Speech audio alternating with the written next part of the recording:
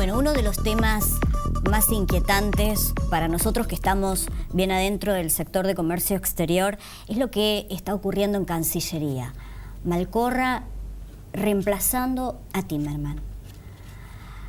Una opinión de todos ustedes sobre lo que ha sucedido en Cancillería, cómo se ha movido la Argentina en cuanto a sus relaciones internacionales. Héctor, vos. A ver, digamos que en los últimos años se escribió el manual de lo que no hay que hacer en relaciones internacionales. Digamos, es como la construcción de la receta infalible para que quedes aislado, te quedes, digamos, fuera de los circuitos tanto comerciales como financieros, en actitudes incluso arrogantes, en lecciones de política exterior dáselas a presidentes. La verdad que hemos sido bastante patéticos en cómo hemos construido, y también demuestra cierta falta de independencia que tenemos en nuestras relaciones internacionales en cuanto a hacia dónde queremos ir. Es un país que no podemos movernos en el péndulo entre relaciones carnales y el otro extremo que se ha ensayado en los últimos años.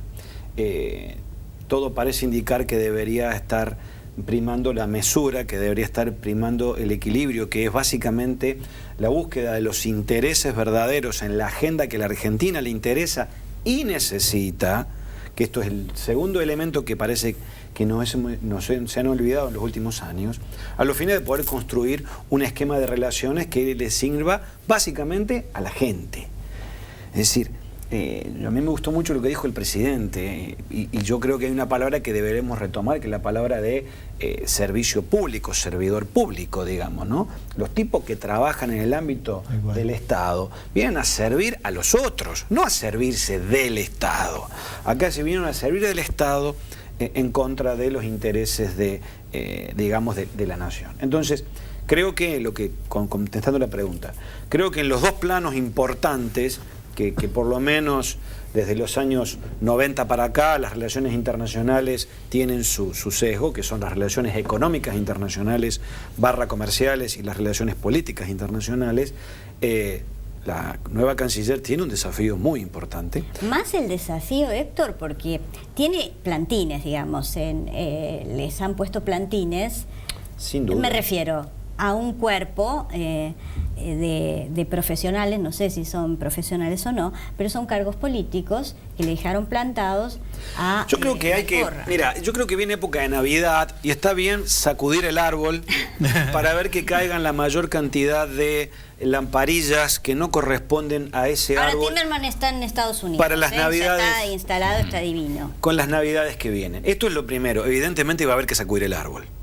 Segundo, creo que el cuerpo diplomático, la carrera diplomática, tiene gente muy talentosa, tiene gente muy bien preparada, pero tiene gente que es necesario volver a motivarla. Hay gente que hay que volver a sentarle en la mesa, hay que volver a darle los desafíos, y como son gente de carrera, hay que fijarle los objetivos. Hay que decirle qué quiero, por dónde quiero ir, tanto en el sector político como en el sector comercial. Creo, sin lugar a dudas, que el presidente ha marcado la cancha de una forma realmente más que interesante.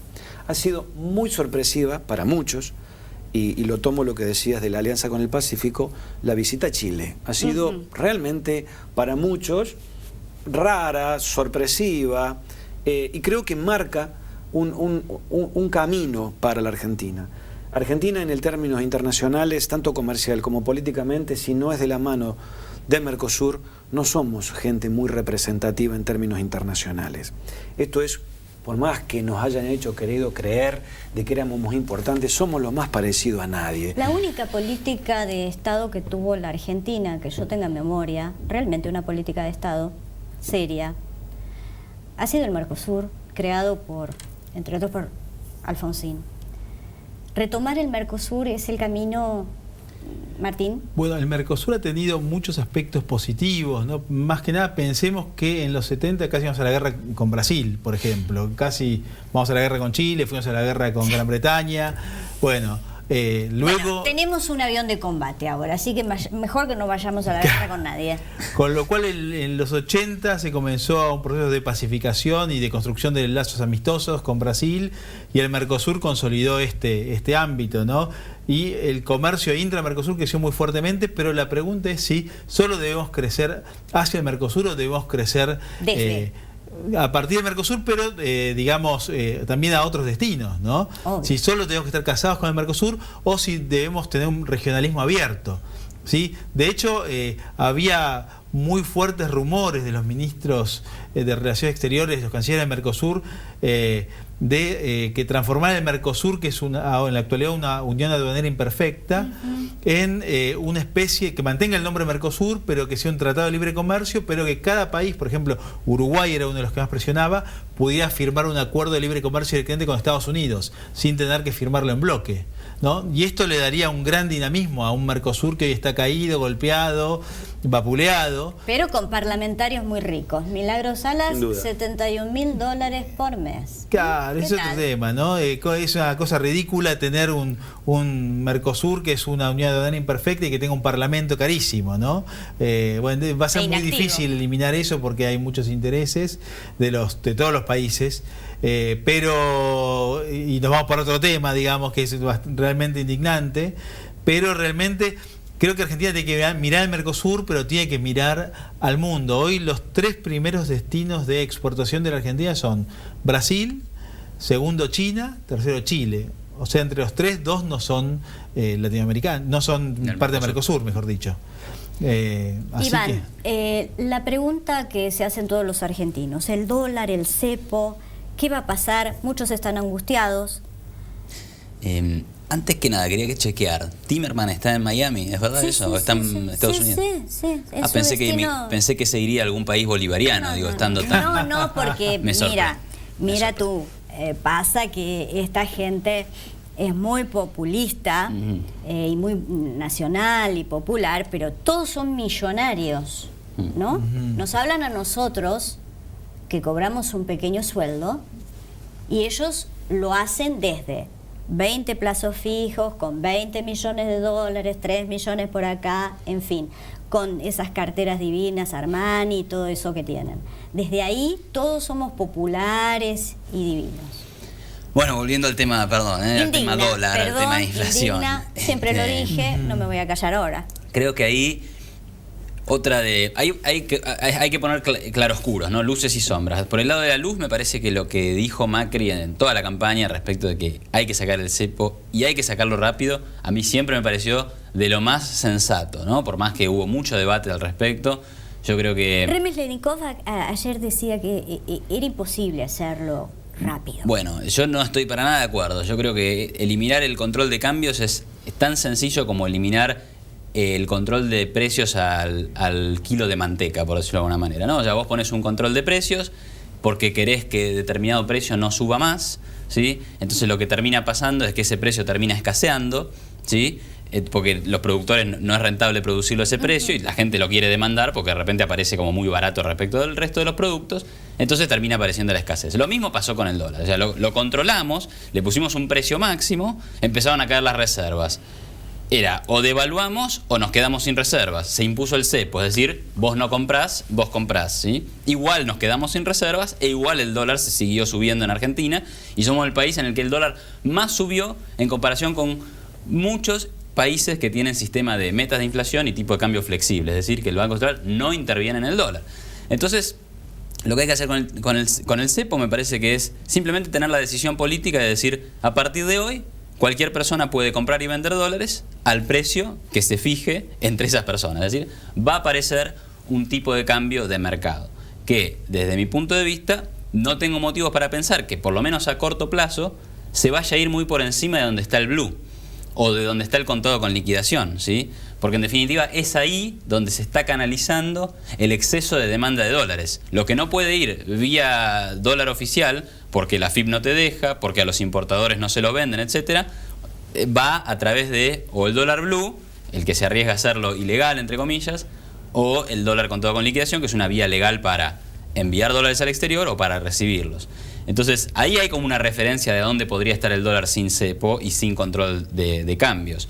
Entonces, es cuestión de eliminarlo en ese sentido y permitir efectivamente que el dólar encuentre ese valor. ¿Qué piensan del discurso de ayer de Cristina Kirchner, donde asustaba a la gente respecto de una devaluación de la moneda?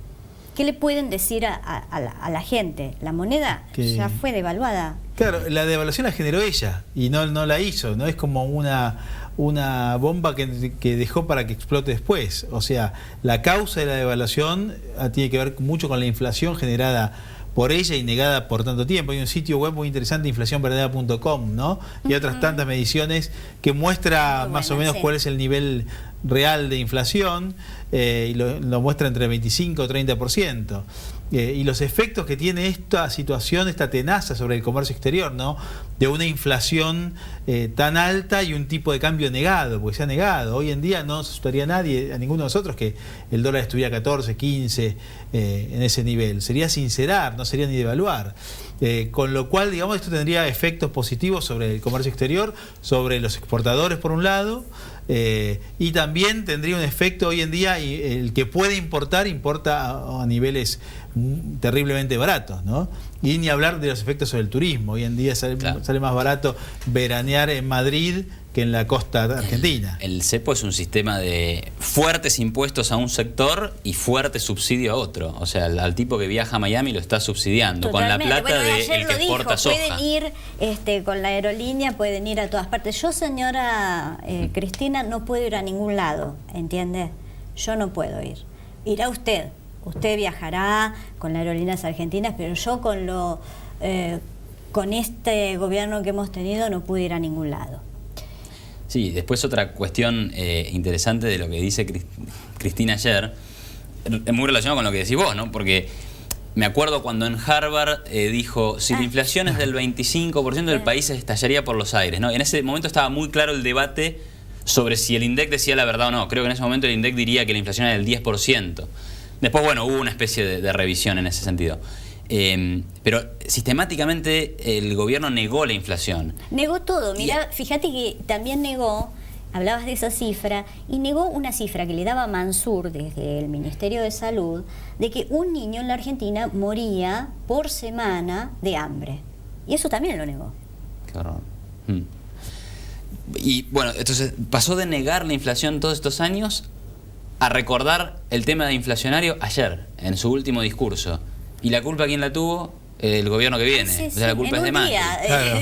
Generó 2 dígitos de inflación. Entonces, ¿no? ahora, claro, asustan con la devaluación, asustan con que se viene más inflación. Hay mucha gente asustada con el tema de la devaluación. Porque es un estigma. Ponen una palabra, hay devaluación. Hay que explicarle a la gente que viene habiendo. Sí, claramente. La devaluación ya está, lo que pasa es que en el mercado, entre comillas, del dólar oficial, que no es un mercado, que es una especie de administración burocrática de algo, ahí no parece que hay devaluación. ¿Me explican ustedes, que son los que saben, los que analizan todas estas cosas, por qué el ciudadano común no siente el enorme problema en el que estamos en la macro? ¿Por qué no lo sentimos? Yo creo que un efecto tiene que ver con lo que conversábamos otras veces de la rana que la pones en una cacerola con agua fría y le va subiendo temperatura de a poquito. De a poquito, digamos, se va hirviendo y va perdiendo la vida y no se va dando cuenta, ¿no? Porque esto lo hemos vivido a fuego lento, ¿no? Tal vez cuando uno sale a otros países ve, y países vecinos, el tiempo perdido, las oportunidades perdidas, la vida perdida, porque nuestra vida no es eterna, y digamos, y esto indigna realmente, ¿no? Porque si uno lo ve a fuego lento y ahí no estamos tan mal, qué sé yo.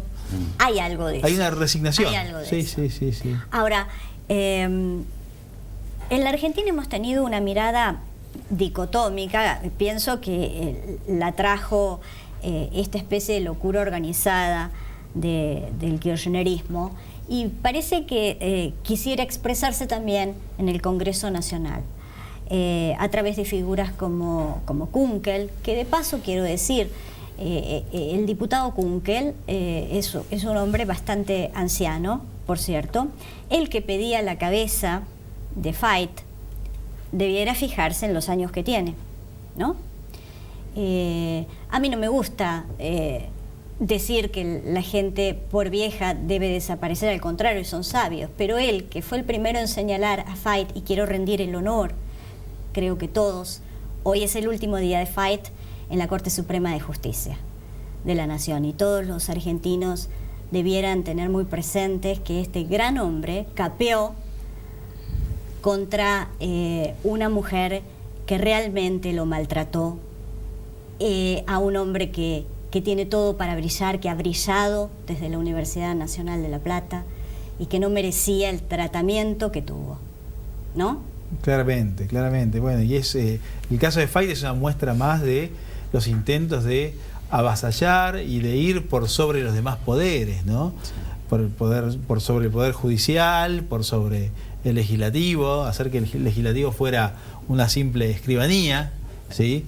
Y pensar que ella tenía la razón y podía imponerla sobre todo el mundo. La última palabra de cada uno de ustedes, del deseo que tienen para el próximo año, para la Argentina, lo que quieran decir. Héctor. Yo creo que lo bueno de este periodo es que terminó. Segundo, que todo lo que estábamos hablando, me parecía que estábamos hablando de los años 40, 50. Y fue una rediviva de eso. Diría yo que lo peor que le pasó a la Argentina es que perdimos algo que es lo único que tiene el ser humano, lo único que tiene, hasta el más pobre de todo, lo único que tiene es tiempo. Y hemos perdido tiempo. Y hemos perdido tiempo enfrentándonos. Hemos perdido tiempo siendo maltratados. Bueno, ella construyó una lógica de Cristina eterna, se piensa eterna. Con lo cual creo yo que deberíamos dejar de hablar, porque lo mejor que podemos hacer es señalar los errores y cerrar el capítulo. Porque no tenemos que darle prensa, porque como no tienen más los medios públicos, por suerte la gente va a dejar de ser torturada y manipulada básicamente mediante ciertos programas que tienen números y que la verdad son patéticos. Con lo cual me parece que lo que hay que mirar es para adelante. El desafío de hambre cero me parece que es esencial. No puede haber un solo chico que se muera. No hay derecho, no hay por qué. Del Chaco, como puede ser el Gran Córdoba, como puede ser el Gran Buenos Aires, como puede ser cualquier parte de la Argentina. Eso está mal, es inmoral y nos debe enervar la sangre a todos. Con lo cual, creo yo que los desafíos para la Argentina son muchos. Tenemos que meterle mucho a la educación, tenemos que meterle mucho a la inclusión, pero no a la inclusión populista, sino a la inclusión con el trabajo, a la inclusión con la proyección internacional, a la inclusión de colocar a la Argentina de nuevo en un lugar de la cual valga la pena volver a vivir. Yo creo Iván, que es eso. tu apreciación, tu deseo. Bueno, muy concreto, la verdad que coincido con lo que dice Héctor, ¿no? Esto es un capítulo cerrado por un lado, por otro lado, no tiene que haber hambre ni pobreza en Argentina. En tercer lugar, me parece que igual hay que explicar la herencia, porque va a haber que trabajar y va a haber que hacer ajustes que pueden doler y que hay gente que no le va a gustar, y eso va a tener que ser explicado. Y si tengo que pedir un deseo es, sumándome a lo que ya dijo Héctor, es un país con más libertad y prosperidad. Yo creo que por ahí pasa la cosa, no tenerle miedo a la libertad, porque esa es la prosperidad futura. Martín, tus palabras. No, creo que estamos ante un enorme un momento que es una enorme oportunidad. Hay que mirar para adelante, hay que cerrar esto, hay que digerir también los legados, lamentablemente, y Argentina tiene que volver a ser aquel país donde las personas llegaban desde cualquier lado, pobre, bajaban de un barco y podían transformar sus sueños en una realidad. Hoy creo que Argentina tiene esta enorme oportunidad de volver a ser aquel lugar de los sueños. Bueno, con estos deseos de estos magníficos economistas, estos hombres del pensamiento del arco económico argentino, nos vamos deseando lo mejor para nuestro país, que sin dudas ha dado el gran paso de convertir aquello del populismo en república. Es un primer gran paso que dimos todos. Y por último quiero decirles que te quiero agradecer, Héctor, que prometiste que ibas a traer tu libro Introducción al Comercio Exterior, que es un básico que tienen que seguramente todos los que se desarrollan en el comercio exterior consumir y ser ávidos lectores de este libro de Héctor, que por supuesto voy a leer. Muchas gracias. Les agradezco a todos, nos vamos hasta la próxima semana.